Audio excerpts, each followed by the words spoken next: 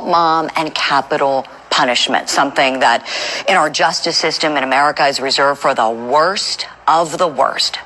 Here, Lori Daybell is accused of conspiring to kill two of her children and the previous wife of her now husband, and also co-defendant, by the way, even though their cases were severed. The facts are brutal.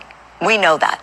These facts are so egregious that by law in the state of Idaho, where she's being tried, she is death penalty eligible upon a criminal conviction. Well, she was, that is. That was until the prosecution made a colossal error, a mistake so appalling that they were actually sanctioned for it by the judge. That is why the death penalty has been taken off the table in this case. That was once a capital case, a case where the prosecutors were seeking the death penalty, and the other side had notice of that. And now we've got some big consequences for that terrible error. Let's take a listen together to the part of the hearing where Judge Stephen Boyce, the trial judge presiding over this case, penalizes the prosecutors. At the outset, this court has considered the arguments in the motion to dismiss the death penalty relating to media saturation, the defendant's mental health, and the ability or inability of the state of Idaho to currently carry out a death sentence. The court notes that also under advisement are motions challenging the constitutionality of Idaho's death penalty statute. Those arguments will be addressed subsequent to the court's analysis of the argument that late disclosed discovery in this case merits a sanction of the dismissal of the death penalty, and this decision will focus on that argument. It was the late disclosure of discovery. So what does that mean? Okay.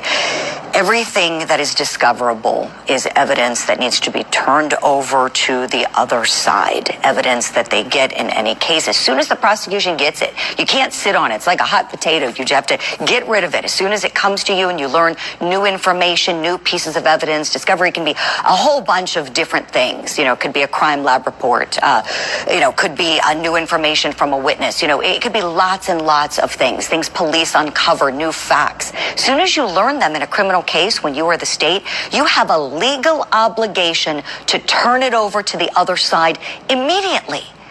And the state had a deadline in this case of February 27th. The judge gave them a deadline. Everything's got to be turned over to the other side. Remember, this is a capital case. The defense is trying to save her life at this point. And if they don't have the materials to review about the case and enough time to do that, that's not fair. That doesn't ensure a right to a fair trial, excuse me. Everybody's entitled to a right to a fair trial in the United States of America. Cult Mom is cloaked in the presumption of innocence. And did the prosecution not have enough time? Well, let's think about this. JJ and Tylee and Tammy Daybell were all killed back in 2019. And that hearing where we just heard the clip from the judge was in March. They had all that time to turn over what they had. They didn't follow the rules. That is what this is all about, not following the rules. Boy, oh boy, if you ask me, this is downright disgraceful. And the defense, what a big win this was for them. I mean, Cult Mom should thank those prosecutors for giving her such a gift because of what they exhibited. I don't know if it was ineptitude, what it was, who knows. But the fact that they couldn't follow the rules, resulted in the death penalty being off the table for Cult Mom.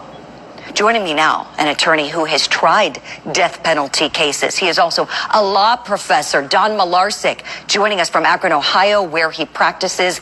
Don, good to see you as always. Please, your reaction to what happened in this case. Well, I think you're absolutely right. It was a travesty. You said, Julie, correctly, that the death penalty is reserved for the worst of the worst.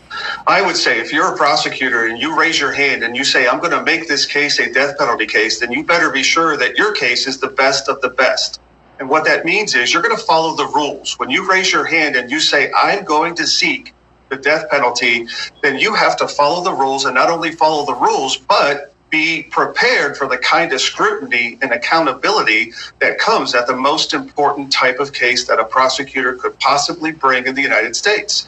And quite simply, the prosecutors in this case failed. They failed miserably. These rules that you talked about, Julia, about timely disclosure of discovery of reports, those rules apply in shoplifting cases.